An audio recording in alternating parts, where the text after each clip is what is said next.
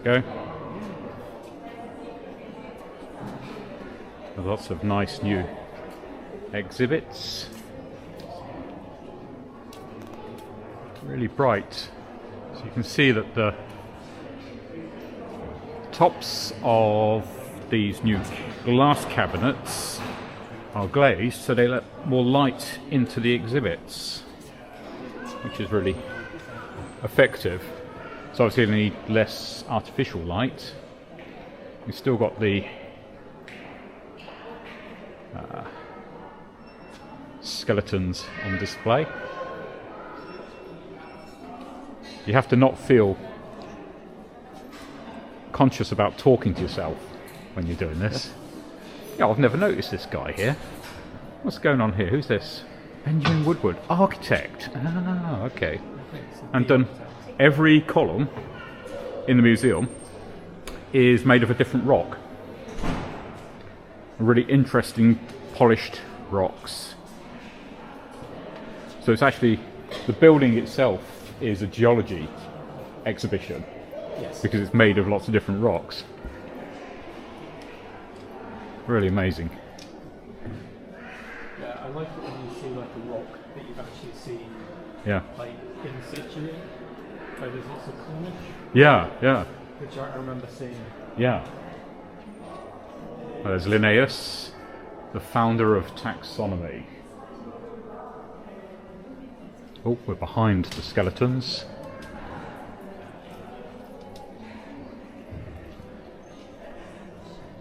What have we got here? I think these are all Australian. Wombats, koalas, frogmouth, and the cockatoo. I went to Australia for a week and a half a few years ago to our partner university at Monash and saw cockatoos and things like that. Wow. So some very... I think actually, if you were bringing a school group here, you could actually spend quite a lot of time at each one of these if you've got the background knowledge, which I'm sure you can get online. Oh yeah. So did you know, though, that this museum was originally created for teaching in the university, for university teaching? No, I didn't know that. It makes sense though, right? Yeah. So obviously they didn't have the internet, and books were a lot more scarce, and colour print. Did colour print exist when this was created? I think probably not.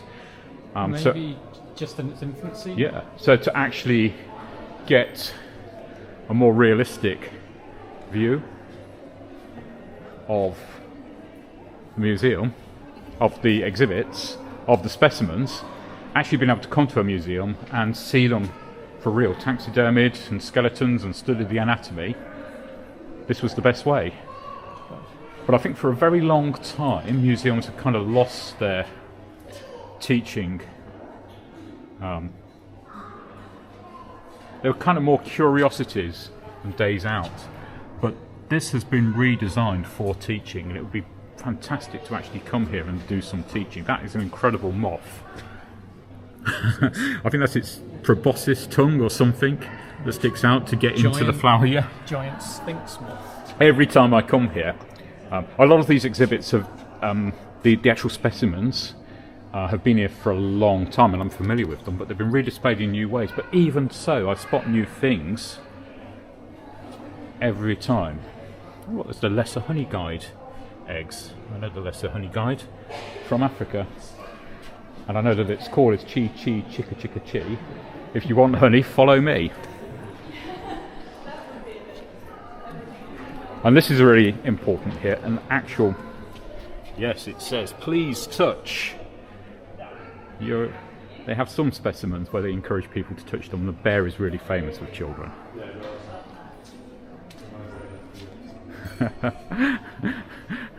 Yep, stroke the bear. I think there was another bear over the other side, and they... Only in the museum, not Yeah. Yeah. They have a few exhibits like that, and they kind of change them over time so they don't get too worn out. Wow, look at that. Oh, that's the coelacanth. Now my son, the paleontologist, I think he's really into the coelacanth. We've seen exhibits about them in France and South Africa at the Iziko Museum.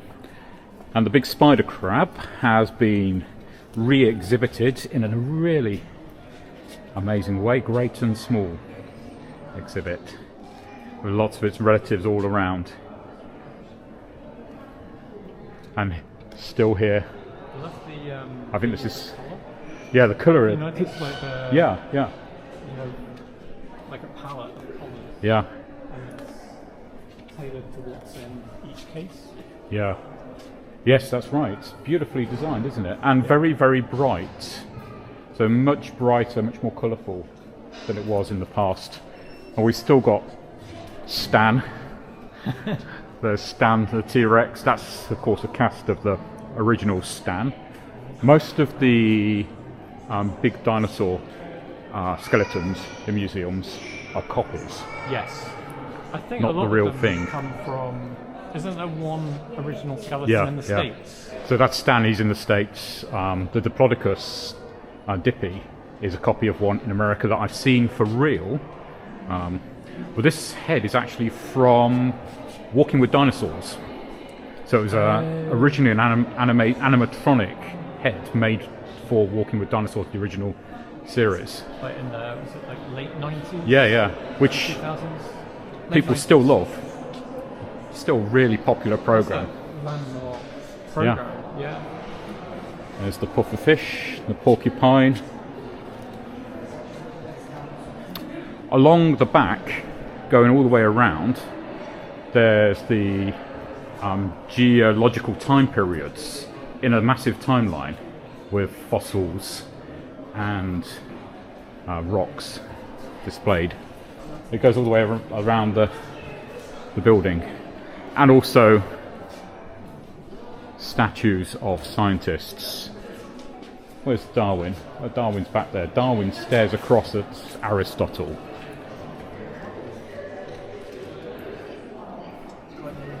Oh, that's new. Yeah. One of the things that's missing though, there used to be a kind of black out shed kind of thing that you went in. It had phosphorescent minerals.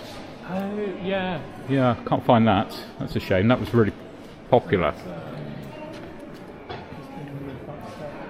Some big ichthyosaurs. These are being displayed differently. Plesiosaur skeletons.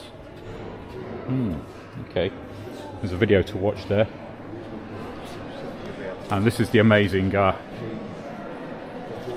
photography exhibition of insects in close-up, showing how amazing they are. So this was originally exhibited here, and I've seen it in Salt Lake City, I think it was, at the museum, Natural History Museum there as well, which is an amazing museum. Okay. Well, I think there's more of those photos up by the cafe. Cafe's changed a bit. Really nice sandwiches. The coffee's very good. Yeah. Coffee was excellent. You get much better coffee and cheaper coffee at Oxford than at Warwick University. Let's just make that point again. Cheaper. You'd expect it to be more expensive. Okay. Amazing. Let's just, before we finish, have a look around. The whole building itself is absolutely amazing. Incredible work of Victorian architecture. They cleaned the windows recently and a lot more light comes in. It used to be much darker. What I'm not going to do on this little tour is go on the second level, but that's worth visiting as well. Lots of interesting exhibits, as well as people pushing trolleys with noisy wheels. I think the beehive is still there. So there's a little room up there which has an active beehive. And maybe they'll be starting to hibernate for winter now. Okay, so that's the Oxford University Natural History Museum. Fantastic place. And also free of charge.